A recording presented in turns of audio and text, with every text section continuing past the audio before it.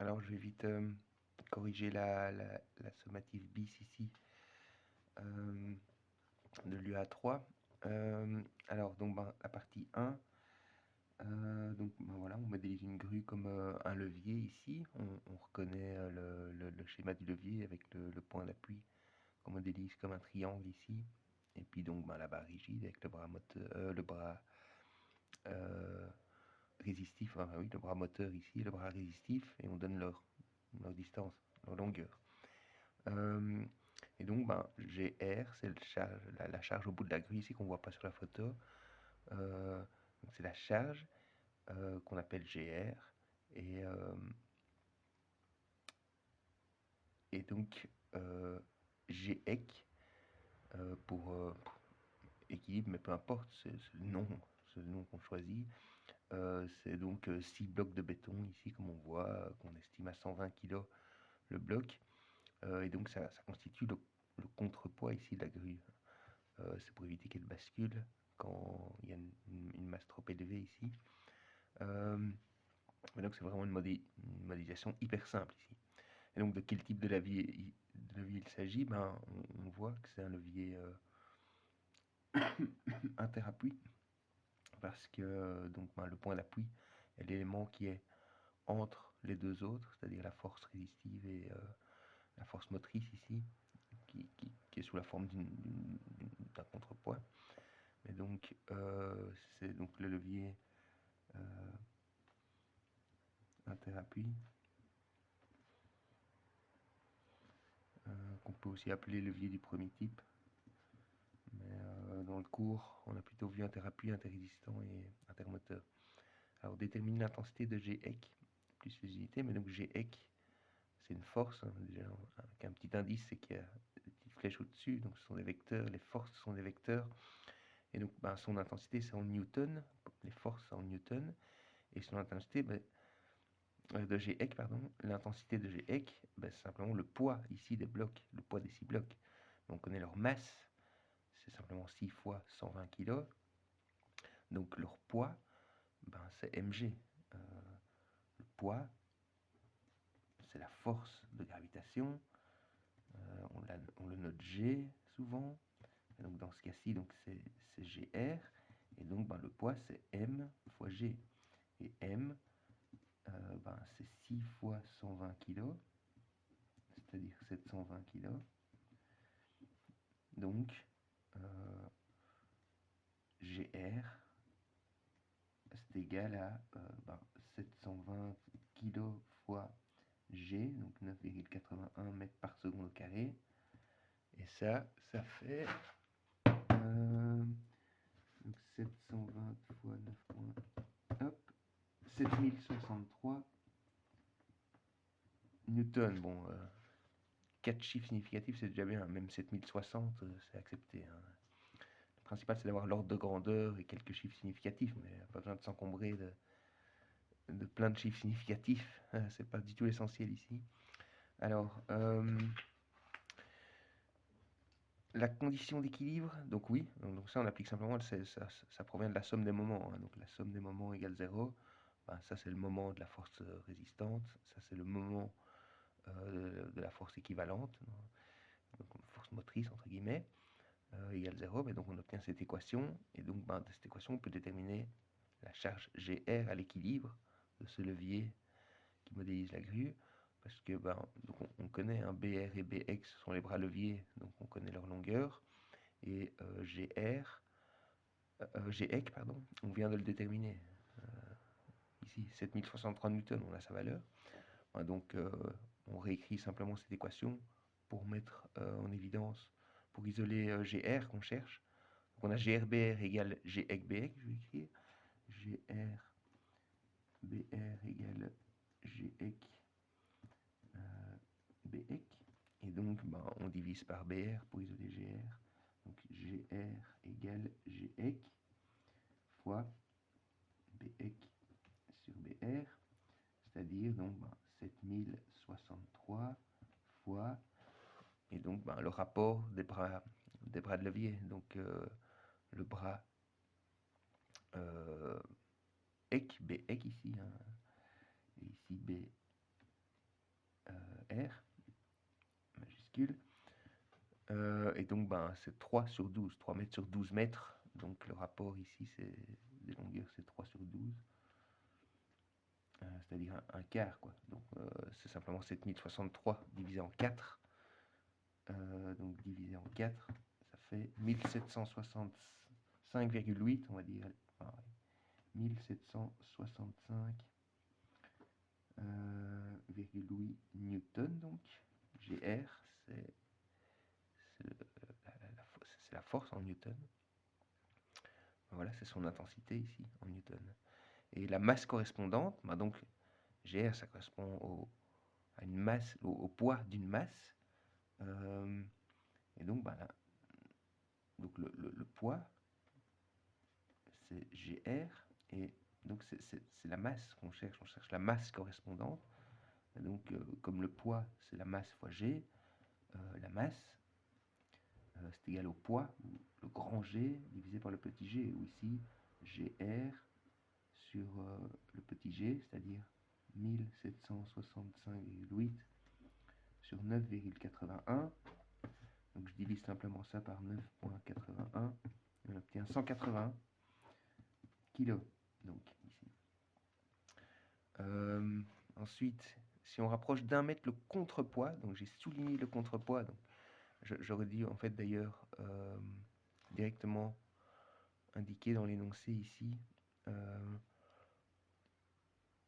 mais non, j'ai dit qu'ils forment le contrepoids. Les 6 blocs forment le contrepoids, donc c'est bien ceci, le contrepoids.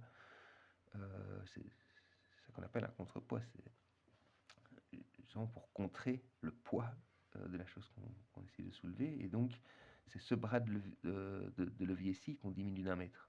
Donc, en fait, donc on essaye de se demander si on rapproche, parce qu'on voit que les blocs de béton, ils sont relativement espacés de l'axe de la grue, donc ça a un rôle, ça joue directement sur l'avantage mécanique. On joue sur la longueur d'un des bras de levier, donc on joue sur l'avantage mécanique. Et donc, ici, on regarde si on diminue d'1 mètre, donc si on place plutôt les blocs la plus proche de l'axe, on va voir que ça a une influence sur la charge que la grue peut supporter à l'équilibre, parce qu'on rapproche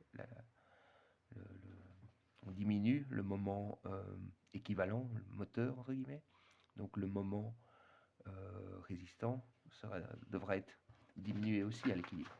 Et donc, qu'est-ce qu'on obtient? Si on rapproche d'1 mètre, donc on aura que le bras équivalent sera égal à 2 mètres, et le bras moteur, lui, il est toujours, le bras résistif, pardon, il est toujours égal à 12 mètres. Et donc, dans ce cas-là, GR, c'est toujours égal à Gec fois B EC sur BR, donc ce sera 1765,8 newtons fois donc le nouveau rapport qui vaut non plus 3/12 mais 2/12. Donc c'est-à-dire 1765,8 divisé en 6. C'est-à-dire 294,3 donc newton. Et la masse correspondante, pareil, 294,3 newtons, c'est la charge, c'est le poids, la charge résistive, donc c'est sa masse fois le G, et donc la masse, c'est 294,3 newtons divisé par 9,81 mètres par seconde carré. C'est-à-dire, on divise ça par 9,81, on obtient 30.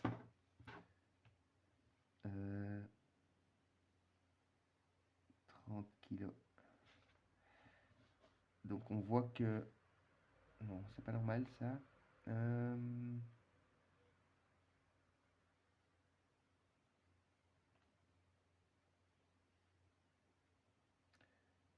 Pardon, oui, j'ai utilisé GEC. En fait, voilà, on doit se rendre compte ici que c'est pas normal. On a un rapport des masses de 1 sur 6, 190 en 6, ça fait 30, alors que les bras de levier, on ne divise pas le bras équivalent par 6, on le diminue d'1 tiers. Donc ça correspond pas, et donc ça doit nous donner un indice qu'il y a quelque chose qui cloche. Et en effet, donc ici, j'ai utilisé GR à la place de GEC. Donc c'est GR ici qui vaut 1765 newtons. GEC, ah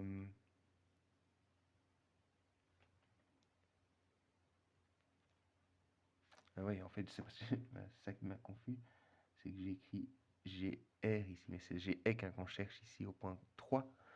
Donc c'est GEC qui vaut 7063 newtons. C'est le poids des 6 blocs de 120 kg. GEC. Donc ici, c'est 7063 newtons. 7063. Et donc 7063 divisé en 6, ça fait 1177.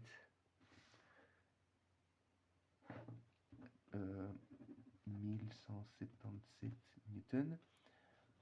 Et donc, la masse correspondante, ce sera 1177 newtons divisé par 9,81. Donc, divisé par 9,81, ça fait 119,99, donc 120 kg. Et en effet, là, on est dans un rapport 2 tiers, 180, 120, qui est dans le même rapport que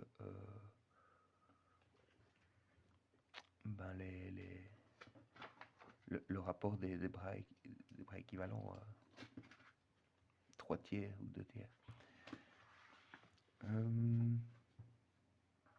Voilà. Ensuite, alors en toute généralité, à quelles conditions une force travaille-t-elle? Quelle est la définition du travail? Quel est son symbole? Quelles sont ses unités? Une question un peu plus théorique. Mais donc, en toute généralité, une force travaille si son point d'application se déplace. Et cette force agit sur un corps, et donc si elle agit dans le sens opposé du mouvement du corps, elle produira un travail résistif, elle tendra à diminuer la vitesse du corps, et si elle a la même direction que le déplacement du corps sur lequel elle agit, à ce moment-là, elle va participer à augmenter l'énergie du corps, elle va faire un travail moteur sur le corps, à augmenter sa vitesse, son énergie. Mais donc, en toute généralité, une force travail lorsque elle a une composante dans la direction du déplacement de son point d'application. Lorsqu'elle est non nulle,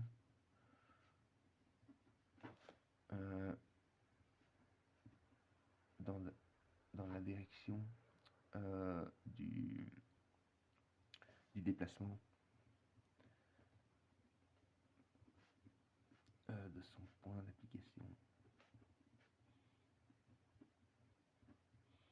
Et quelle est la définition du travail? La définition du travail est le produit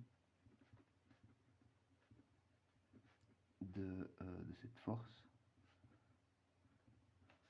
en newton avec son déplacement. Et le déplacement, c'est en mètres. Donc on répond en même temps avec le symbole et les unités. Donc le travail, W, le symbole du travail c'est W, donc c'est la force, le déplacement F fois D, et ces unités c'est des newtons fois des mètres, c'est une force fois un déplacement, c'est des newtons fois des mètres. Ça c'est des unités, et c'est équivalent à des joules, mais des newtons fois des mètres c'est déjà suffisant. Ça découle, il n'y a pas de par cœur ici, c'est F fois D. Alors, dessiner le vecteur déplacement. Oui, donc ici, donc on fait un autre modèle, on utilise un autre modèle de la grue, mais je vais faire ça dans une autre vidéo parce que je vois que j'approche 15 minutes. Donc, ouais.